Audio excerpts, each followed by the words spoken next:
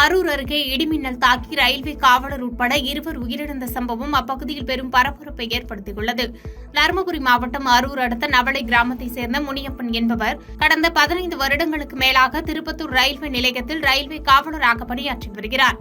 இவர் புதியதாக தனது சொந்த கிராமமான நவளை கிராமத்தில் வீடு கட்டி வரும் நிலையில் மழை பெய்ததால் வீட்டின் மேல் தார்பாய் போர்த்திய போது இடியுடன் கூடிய மின்னல் தாக்கியதில் சம்பவ இடத்திலேயே உயிரிழந்தார்.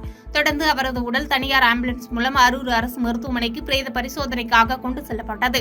இச்சம்பவம் குறித்து உறவினர்கள் கம்பைநல்லூர் காவல் நிலையத்தில் புகார் மனு கொடுத்தனர். அதன் அடிப்படையில் தற்போது காவல்துறையினர் விசாரணை மேற்கொண்டு வருகின்றனர். இதேபோன்று வேற்றப்பட்டி கிராமத்தில் மனோகரன் என்பவரின் மனைவி சித்ரா என்பவர் பசுமாட்டில் பால் கறந்து கொண்டிருந்த போது இடிமின்னல் தாக்கியதில் பசுமாடோடு சித்ராவும் சம்பவ இடத்திலேயே உயிரிழந்தார். அரூர் பகுதியில் மழை பெய்தபோது இடிமின்னல் தாக்கியதில் ரயில்வே காவலர் உட்பட 2 உயிரிழந்தது அப்பகுதியில் சோகத்தை ஏற்படுத்தியுள்ளது.